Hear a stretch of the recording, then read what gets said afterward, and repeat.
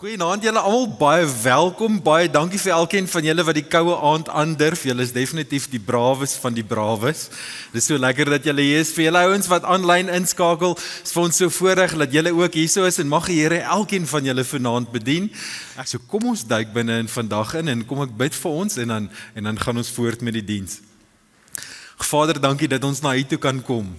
U wat die gemeentes reg oor die wêreld in U hand hou en lief is vir elkeen van hulle.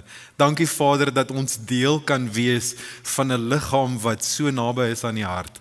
En ons wil vra Vader dat ons weet terwyl ons naby aan die hart is, dat U vanaand met elkeen van ons so hier sal werk. Ook ons wat U kerk hier in die Baptiste Kerk in Bloemfontein bymekaar in saamstel. En Here, werk mooi asseblief met ons. Help ons om die dinge wat ons nodig het om in ons hart te hoor en te verander binne in ons lewens.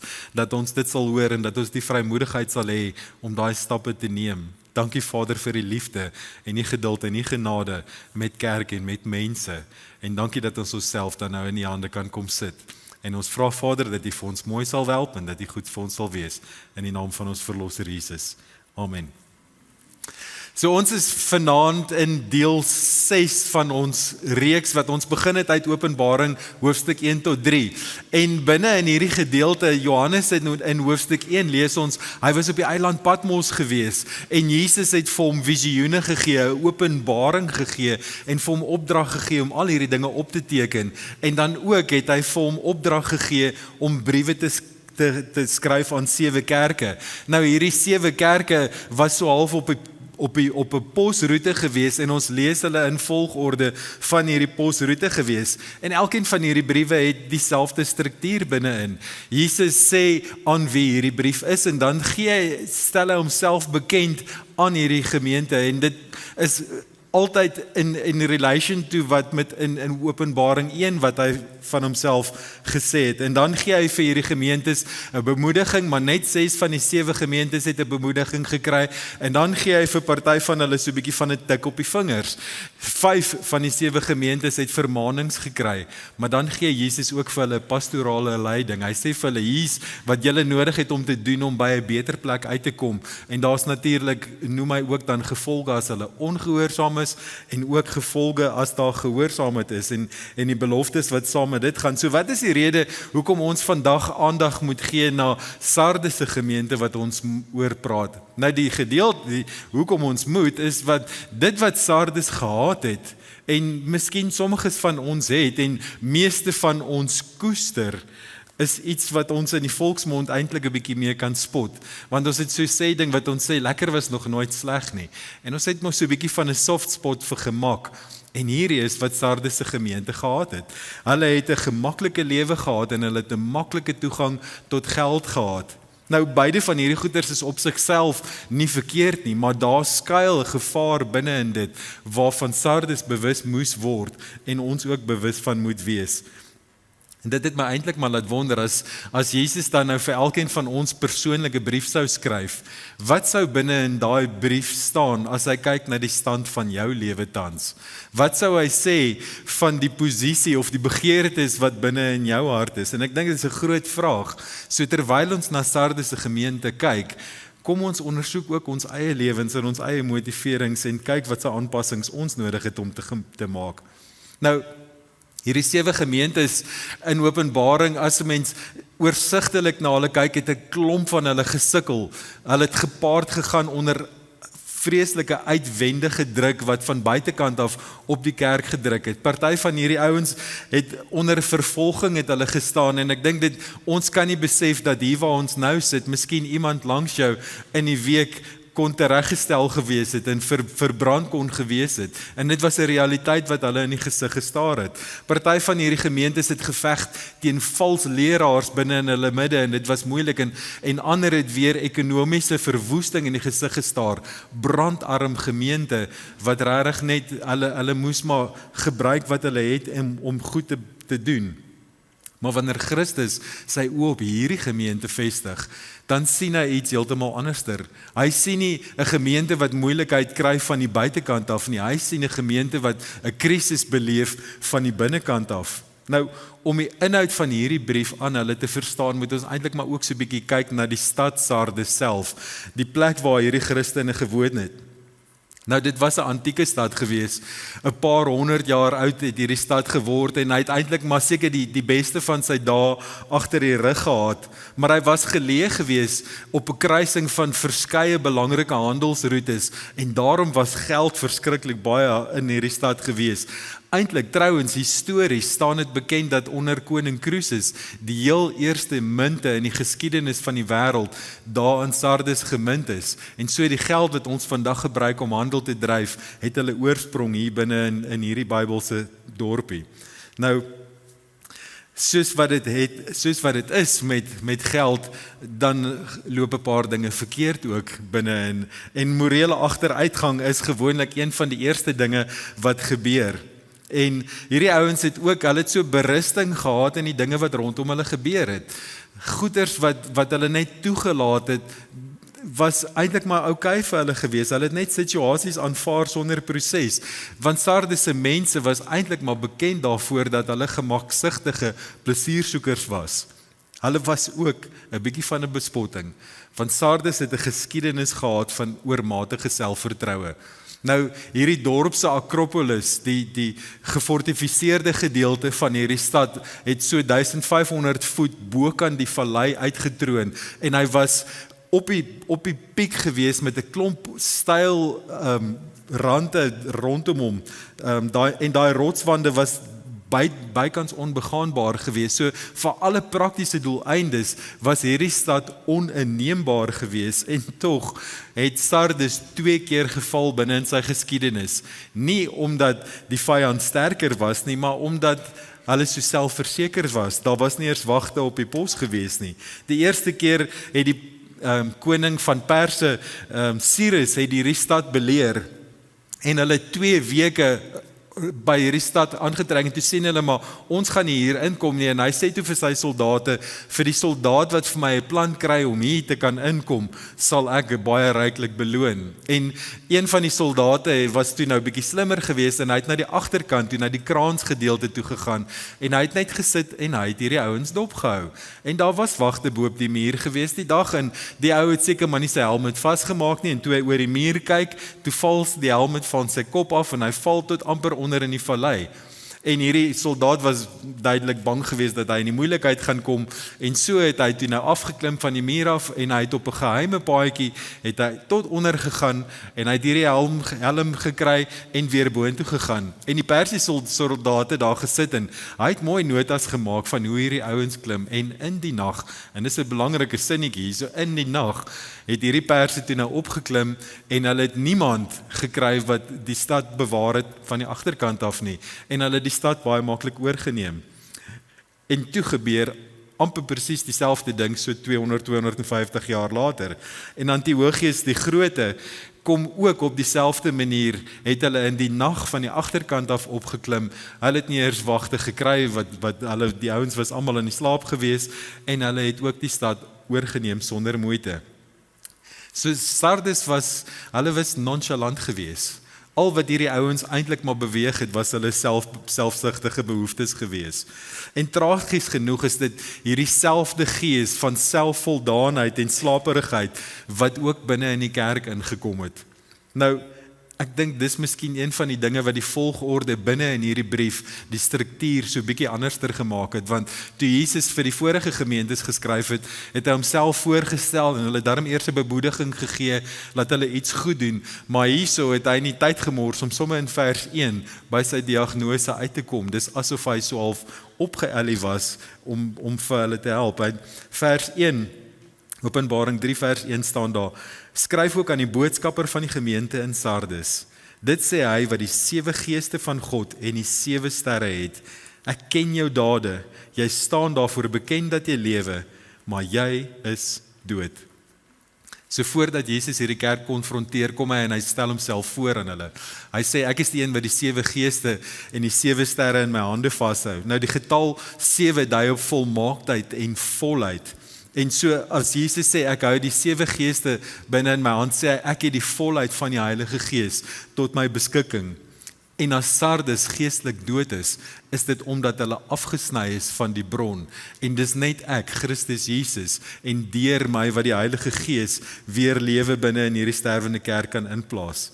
Die 7 sterre sê vir ons, hy het volmag oor hierdie kerk en oor die leiers van die kerk. En as 'n leier van die kerk seker maak dat hierdie ouens nie waaksaam bly nie, dan het Jesus die absolute reg om hierdie leier te verwyder uit die kerk uit. En dan praat Jesus ook met hulle en hy sê vir hulle, daar's 'n verskil tussen julle reputasie wat julle het en die realiteit wat daar is. Hy sê, ek ken jou dade, niks is vir Jesus weggesteek nie. Nou, Sardes was bekend daarvoor, hulle het 'n naam gehad dat dit 'n lewendige familie was. En ek dink as ons miskien hulle sou kon besoek het, sou ons gedink het, ja, wat 'n wonderlike dinamiese gemeente is hierdie. Hier is soveel aan die gang. Hier is kursusse wat hulle aanbied. Daar's komitees wat ouens op kan dien. Hulle het goeders goeie publisiteit en daar's konstante aktiwiteit binne in die kerk. Hulle lidmate is ruimhartig, hulle gee regtig en hulle is gerespekteerde mense. Daar's ouens, niemand het 'n probleem met hierdie ouens, hulle het nie vyande gehad nie, en dan kom die Here met hierdie skokkende oordeel en sê, maar julle is dood. En hier is vir ons 'n belangrike les, dat 'n goeie reputasie geen waarborg is van 'n ware geestelike karakter nie. En die kerk in Sardes is eintlik hierdie perfekte voorbeeld van ongevaarlike Christendom. So waarom was daar nie vervolging van Sardes gewees nie? Hoekom het niemand hulle teenstand gegee nie? Die Joodse gemeenskap wat oor die algemene probleem het met Christenkerke van daai tyd, het niks teen hulle gedoen nie. Die Romeinse owerhede het absoluut niks aan hierdie kerk ook gedoen nie. Hoekom het hulle uitgelos? Dis omdat hulle geen bedreiging ingehou het vir iemand nie. Ook nie eers vir die ryk van die duisternis nie. Satan val nie 'n lijkshuis aan nie. Hoekom moet hy 'n kerk aanval wat reeds dood is? Julle sien, hierdie ouens het eintlik soveel vrede gemaak met die kultuur rondom hulle en soveel dinge aanvaar, dat die koste van die kruis en die verwagte lewe in reaksie daarop het 'n absolute bysaak geword, en dis net nooit eintlik seker genoem daar nie. En dan dink ek die kontemporêre hartseer wat ons kan hê, is dat ons kan wonder of is dit 'n historiese kerk of is dit 'n huidige kerk?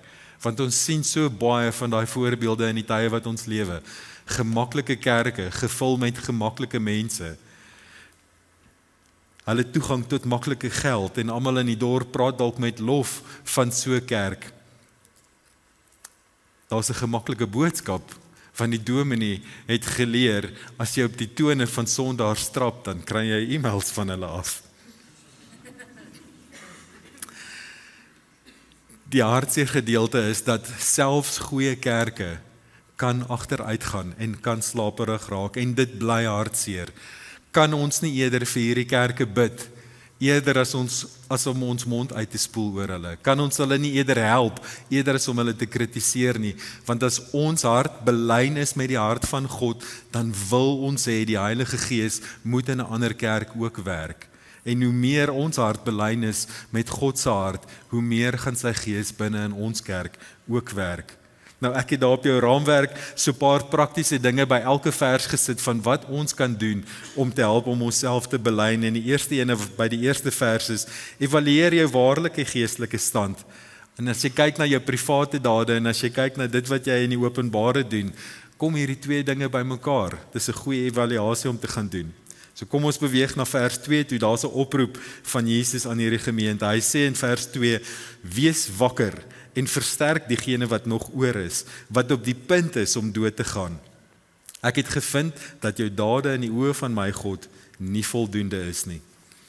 Nou toe ek haar eerste stukkie van wees wakker, toe besef ek, daar's nogal 'n groot verskil binne in een woordjie. Nou, ons kinders swem en op 'n Saterdagoggend moet die twee manne vroeg opstaan dat ons by die swembad kan wees, en dan is dit word wakker, word wakker my kind, ons gaan word wakker en dan op 'n stadium dan lyk dit of hulle wakker geword het en dan los jy hulle so half oor aan hulle self, dan moet hulle wakker wees.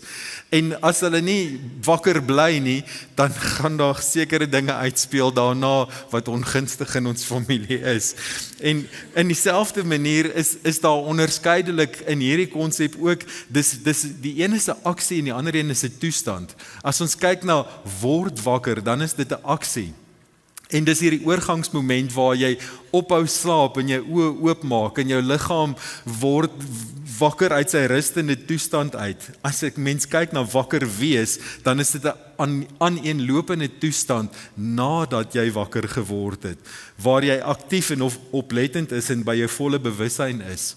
Nou, die Gees van God wek mense wat Jesus aanvaar op om bewus te wees van God.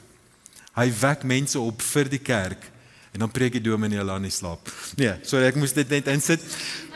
Die Gees van God wek mense op, maar dan is daar 'n verantwoordelikheid op elkeen van ons om wakker te wees. Ons kan onsself nie wakker maak nie, hy kom maak ons wakker, maar dan is daar 'n verantwoordelikheid op elkeen van ons om wakker te wees. En ons kan regtig alles doen, maar ons kan nie vir jou groei nie. Geestelike paraatheid is jou verantwoordelikheid en jy moet geestelik groei sodat jy geestelik paraat kan wees. So elkeen van ons moet moeite insit om te kyk, is ek besig om te groei? Want die harde realiteit is, ons is of besig om te groei of ons is besig om dood te gaan. En ons moet dit ondersoek binne in ons lewe. Dan sê Jesus, versterk wat oorbly. Nou, Sardes was 'n gemeente wat dan nou effektiewelik eintlik in 'n geestelike koma was met 'n naderende dood. Maar Jesus sê, hierdie is nie 'n hopelose situasie nie. En dis hoekom hy aan hulle skryf. Hy sê, hierdie ouens wat op die punt is om dood te gaan en op die punt is nog lewendig. En Jesus gee vir hulle regtig hierdie aanmoediging van, ouens, ek het nog genade. Wil julle nie omdraai terug na my toe nie? Kies heiligheid, want dit is wat julle onderskei van die wêreld. Die kerk is veronderstel om anderster te lyk as die wêreld. En vir Sardes en vir soveel ander kerke wat eintlik by wêreldse standaarde aanpas, sê Jesus, jou werk is onvoldoende. Menslike standaarde en wêreldse standaarde is nie God se standaarde nie. En wanneer die hart van 'n kerk daaroor gaan net om mense besig te hou en niks doen vir hulle Christus gelykheid nie, dan mis hulle eintlik heeltemal die punt. En hierdie ouens ook, hulle liefde, hulle geloof en hulle gehoorsaamheid het absoluut gelei onder die kerkmodel wat hulle gevolg het. Nou ek het vir jou daar op jou raamwerk ook so 'n tabel gesit van hoe Sardes se kerkmodel gelyk het en hoe ons kerkmodelle in ons geestelike lewens eintlik moet lyk.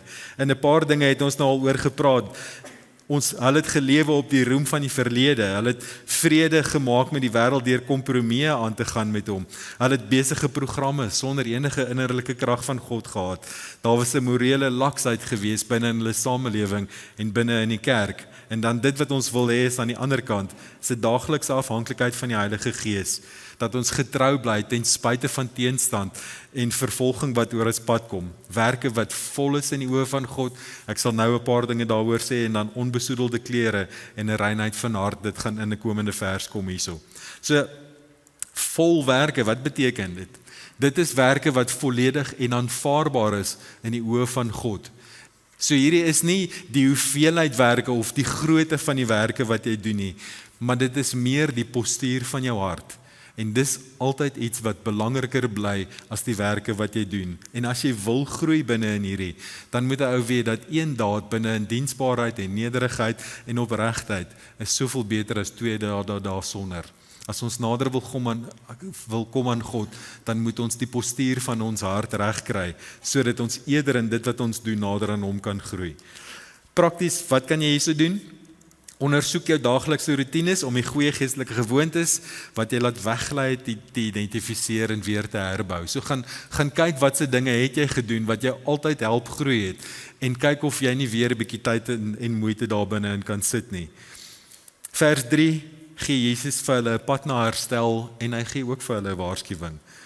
Dit lees: Onthou dan hoe jy die boodskap ontvang en daarna geluister het. Bewaar dit en bekeer jou. Daai is die 3 resepte gewees, onthou, bewaar en bekeer.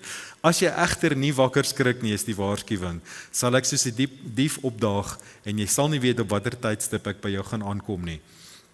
So Jesus gee hierso vir hulle daai so 3-delige resep hoe om by herlewing uit te kom, en dis 'n duidelike opdrag wat hy vir hulle gee. Die eerste een is onthou. Wat moet hulle onthou? Hulle moet onthou wat hulle gedoen het toe hulle eerste tot bekering gekom het, toe hulle eerste die apostoliese leer ontvang het, en dit sê basies, as jy Christus Jesus as jou lewe oor jou lewe aangestel het, dan deel jy in sy kruisiging en sy dood en sy opstanding, en hier is 'n versoeningsdaad wat hy tussen jou en God gedoen het, sodat jy met vrymoedigheid na die genadetroon toe kan gaan. Daarop het elkeen van ons moet ons 'n reaksie toon, en dis om te bekeer en jouself te laat doop, en dis die volgorde wat dit binne in die Bybel sê, nie andersom nie. En dan die derde ene is dat ons heilig moet leef. Hierdie is the proof in the pudding. Dis die getuienis wat sê ons het ons ou lewe afgelê, ons lewe nie meer volgens daai lewe nie. Ons probeer nou volgens Christus se waardes en standaarde leef.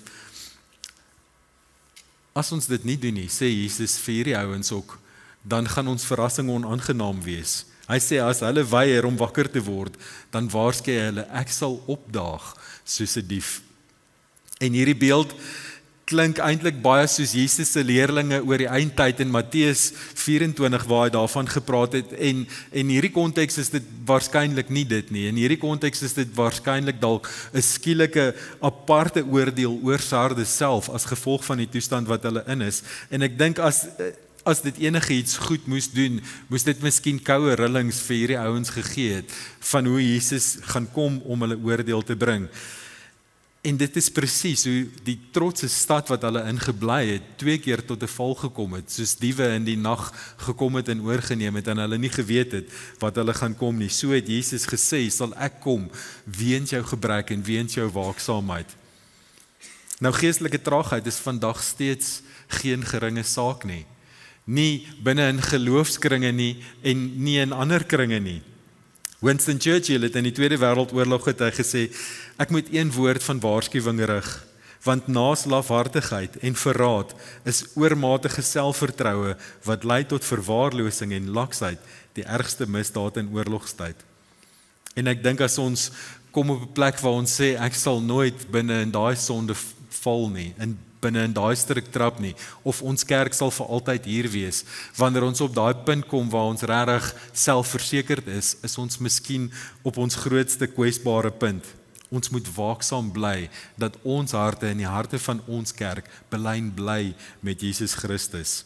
Prakties wat jy hier kan doen, memoriseer hierdie week 'n kernbeginsel, wat jy kan toepas ernstiger. En ek dink met verkiesings wat een van die dae kan hou is, miskien bid vir jou teenstanders, is 'n goeie beginsel wat ons kan begin toepas, nee.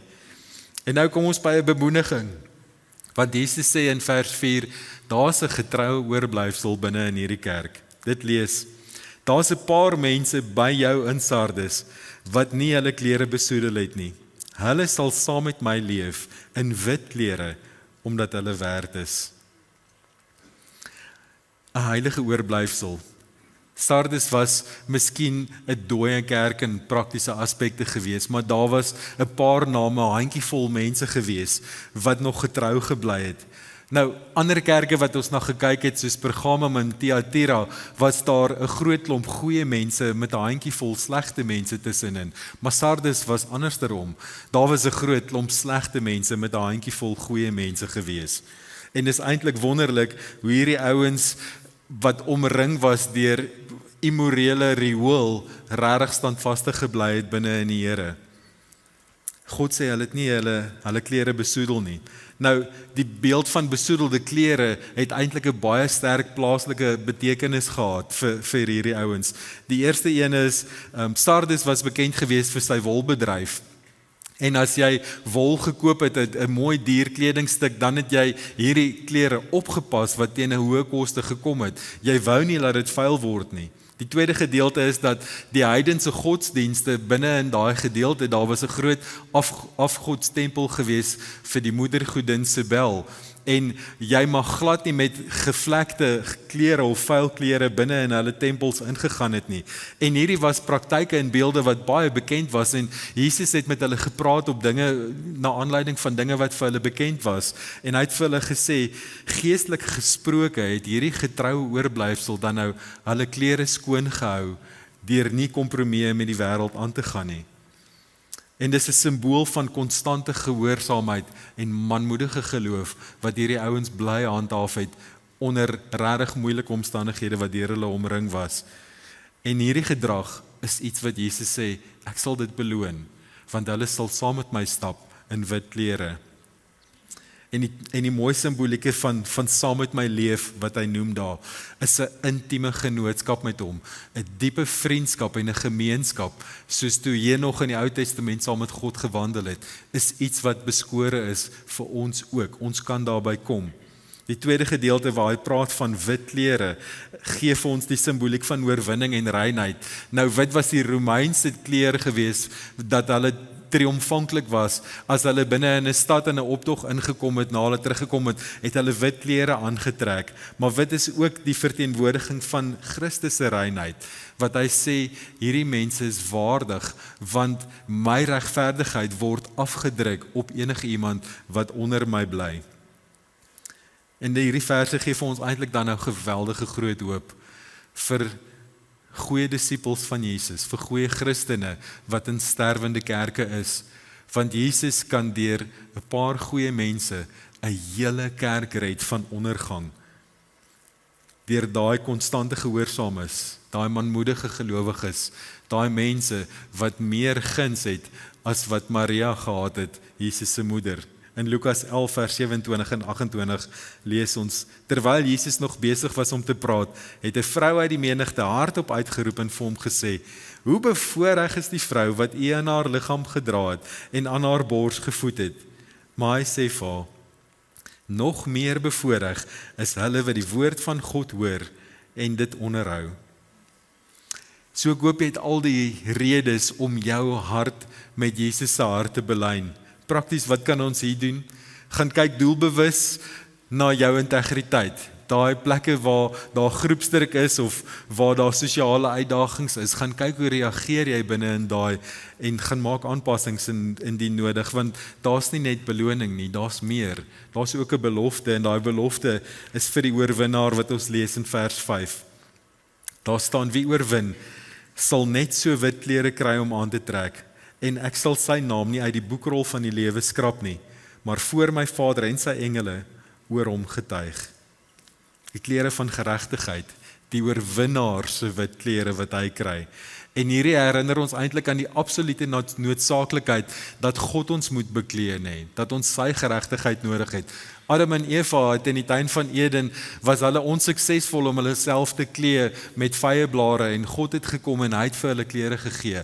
Hy het vir hulle 'n dierevel, klere van 'n diervel gegee en die kommentaare sê, hulle meen dat hierdie ook 'n lam se vel was, 'n lam wat geslag is om hulle skaamte te bedek. Ware geregtigheid kom net wanneer ons Christus se klere as volmaakte bedekking vir ons kan ontvang. En dan sê Jesus oor die boek van die lewe, ek sal sy naam nie uit die boekrol van die lewe skrap nie.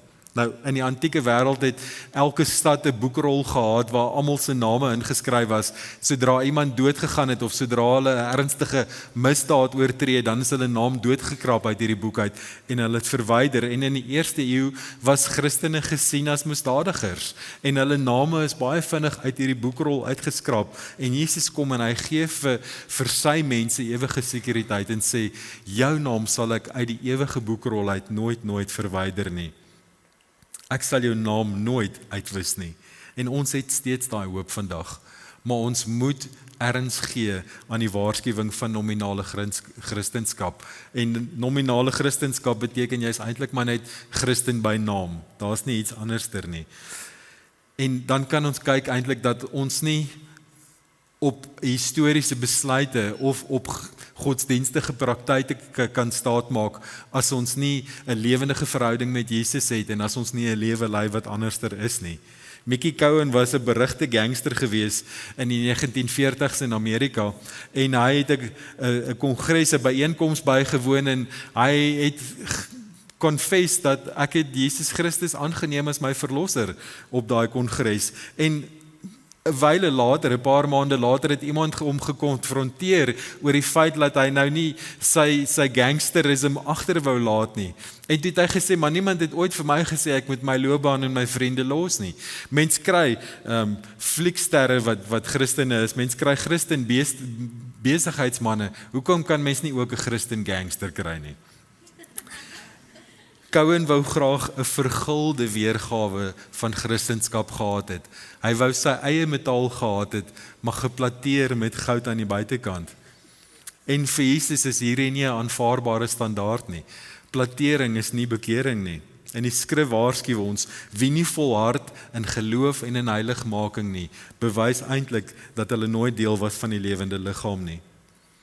En Jesus gee dan in die laaste gedeelte van daai vers 'n magnifieke belofte vir ons. Hy sê dat hy wat Christus is, ons name voor die Vader en voor sy engele sal bely. Nou dis belangrik vir ons om soos wat ons gaan die naam van Christus te bely aan ander mense, maar soveel belangriker dat die koning van die heelal ons naam moet bely binne in die koninkryk voor die troon van God en sê, hierdie persoon, hy behoort aan my. Prakties, wat kan ons hier doen? Herinner jouself telkens aan daai langtermyn identiteit wat ons binne in Christus het. En wanneer ons daai drang voel om kompromieë aan te gaan, dan moet ons ook weet dat ons 'n kompromie kan kry bo op ons identiteit in Christus. Dat ons waaksaam sal bly. Laaste vers, soos by die ander briewe ook, is daar 'n universele oproep aan die kerk en aan almal. Laat die wat ore het, luister na wat die Gees van God aan die gemeente sê. So hierdie brief is nie net ook vir die mense in daai eeu nie. Hierdie is ook 'n spieël vir ons om na ons te kyk in ons lewens vandag. En dit roep ons om op ons hoede te wees teen sukses en teen gerief en teen die illusie van godsdiens sonder die hart van God. Dit roep ons om wakker te wees. Die laaste praktiese riglyn wat ek daar wil gee is, miskien moet jy jou dag afsluit met 5 minute om te gaan kyk hoe God jou hart wil lei om jou houding aan te pas. Nou geliefdes van God, as ons hierna luister, dan dink ek dis maklik dat ons mismoedig kan raak en moedeloos kan raak en teneergedruk kan word oor die streng diagnose wat die Here vir hierdie gemeente gee. Want wie van ons kan sê dat ons klere altyd onbevlek is? Wie van ons kan sê dat ons nie so hier en daar aan die slaap raak en geestelike laksheid ervaar nie? Maar as ons kyk na die hart van die evangelie wat so mooi vloei deur die verse van hierdie brief, dan sien ons iets heeltemal anderster. Want hoekom sal Jesus hierdie brief skryf aan 'n dooie kerk? Hy skryf nie aan hulle om hulle te oordeel of hulle finaal te verwerp nie. Hy skryf aan hulle met 'n hoop en 'n reghelp dat hy die een is wat hulle uit die dode uit kan opwek.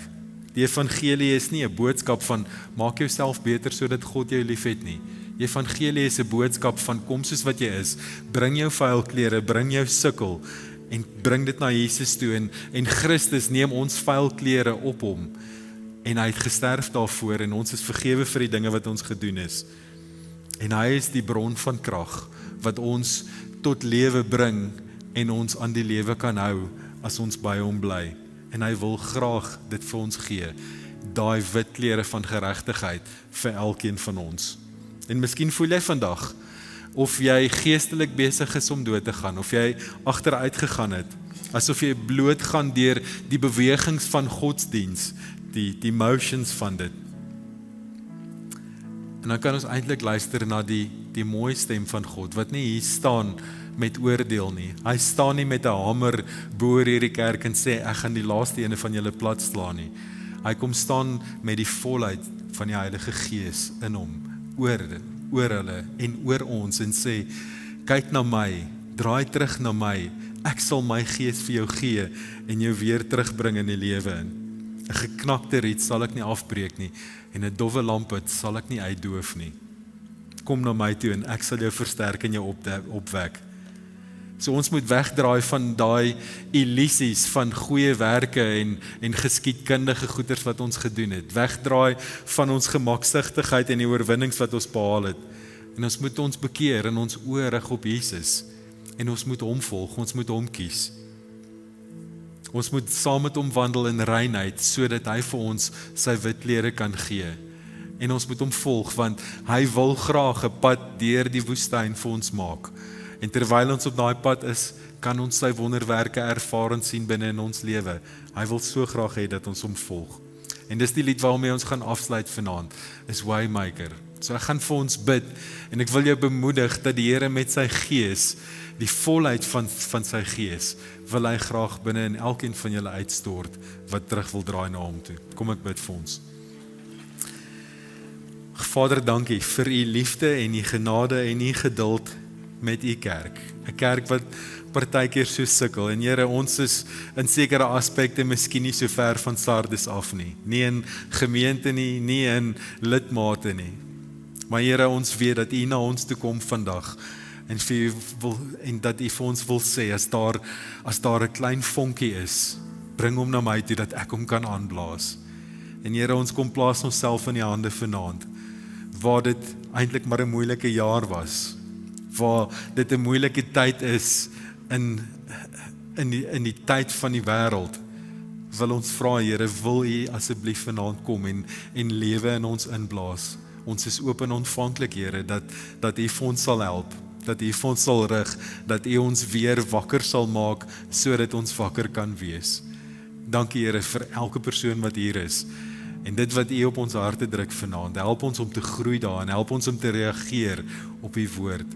En dankie, Here, dat ons u kan eer, as die God wat liefdevol vir ons wil lei, weer op 'n wandelpad saam met u. So dankie, Here, dat u die waymaker is, en dat u the promise keeper is, en dat u u woord gestand hou, dat u saam met die bruid sal loop. En ons wil u herinner vanaand daaraan, Here, dat ons die bruid is, en dat ons uitsien na u koms. So Vader, ek dink waar ons dit so min bid, mag u koninkryk kom.